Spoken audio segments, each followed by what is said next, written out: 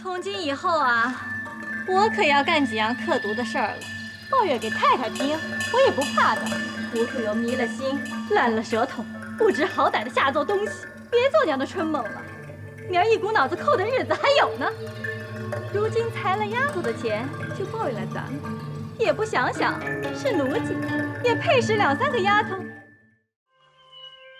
姨娘是荣国府内对妾的一种称谓，她们经过开了帘等正规仪式，获得此身份，俗称屋里人或跟前人。他们是府内另一种类型的半奴半主的人群。这些人享有一些主子的权利与待遇，但从王熙凤到方官都说出的奴己一词，可以看出姨娘身份的本质还是奴才，这一点何府上下都认定得很清楚。《红楼梦》所描写的姨娘中，作者着笔最多的是赵姨娘，她是贾政的妾，首次登场是在第20回，可读者看到是她刚出场就在挨骂。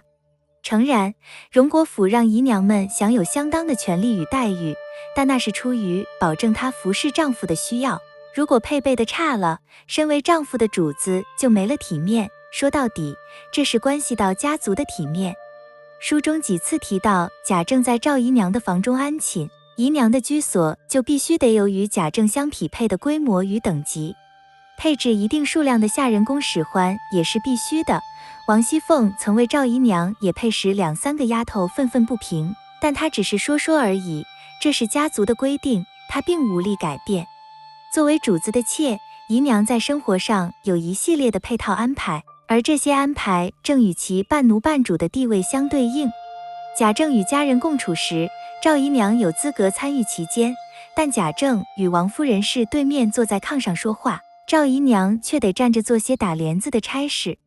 又如月前，主子系列中最低等级是未婚的公子小姐，每月是2两，姨娘虽长他们1倍，也只是领取2两。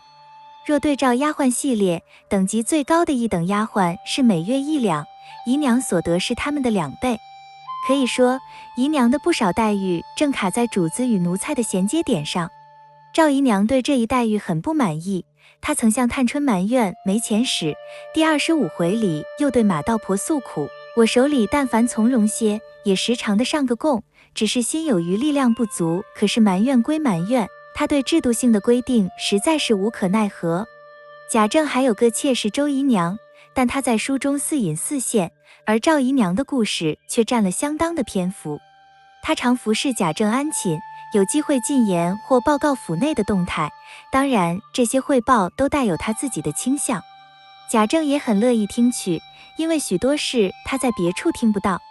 如关于宝玉屋里人，王夫人早已有安排，但从未告诉过这位父亲。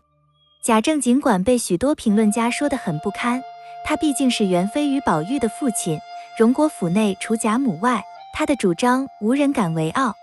赵姨娘得宠于贾政，这一事实使上下人等都得有所顾忌，更何况他为贾政生育了探春与贾环一对儿女，他俩可是荣国府内的正经主子。书中只有3个人毫不掩饰对赵姨娘的蔑视。王夫人曾叫来赵姨娘当面训斥，说她养出贾环这样黑心不知道理下流种子来。王熙凤对赵姨娘的训斥也毫不客气，第20回里，她听到赵姨娘在教训贾环，就立即干预。王熙凤指出，贾环现是主子，凭他怎么去，还有太太老爷管他呢，教育他的事与你什么相干？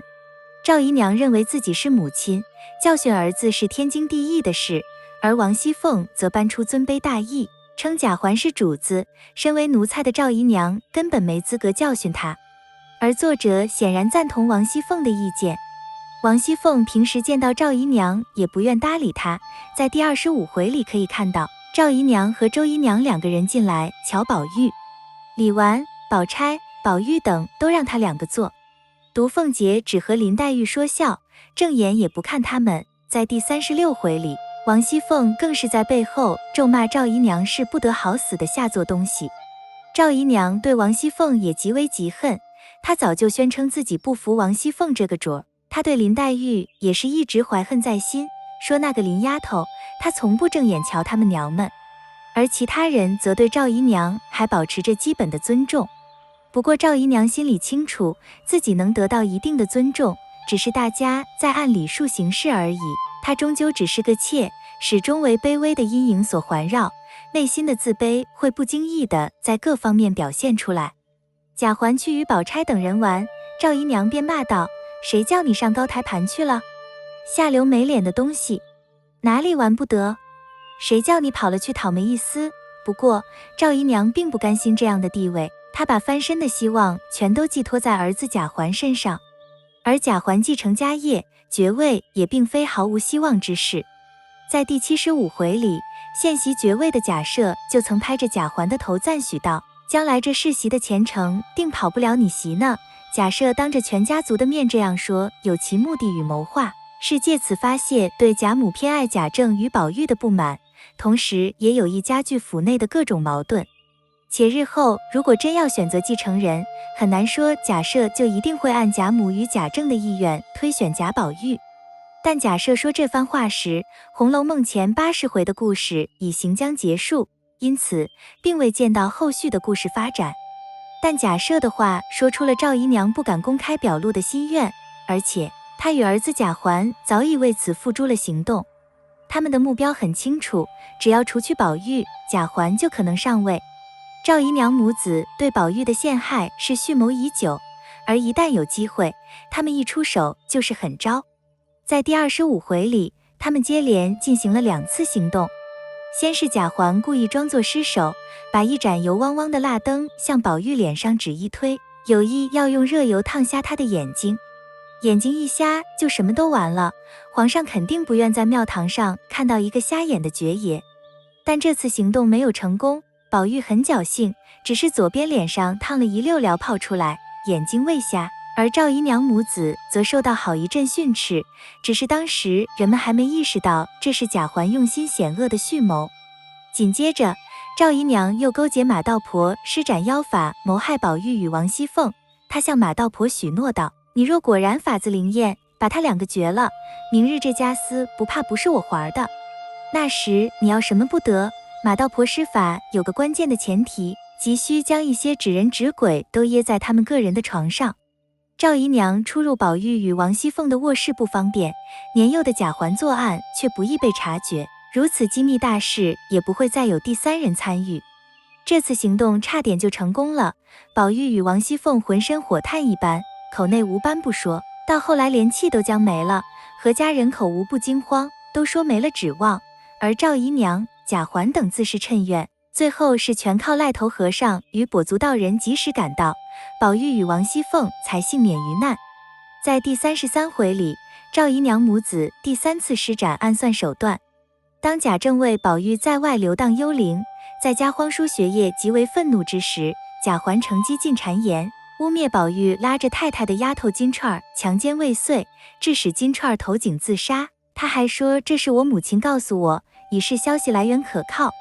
贾政被贾环的谗言气得面如金纸，喝令将宝玉捆上，拿大棍往死里打。即使王夫人前来救护，贾政还更进一步要绳索来勒死。最后是贾母救下了宝玉，但宝玉此时已是腿上半段青紫，都有4指宽的江痕高了起来。贾环进谗言时，不只是贾政在场，这次陷害就未能像前2次那样不露痕迹。跟着宝玉的小厮明烟就向袭人报告，那金钏的事是3爷说的。虽然王夫人向袭人打听消息时，袭人选择聪明的掩饰过去，但想必这消息最终也会传到王夫人耳中，这必然会引起王夫人足够的警惕，以至于此后赵姨娘母子便很难有机会对贾宝玉直接下手了。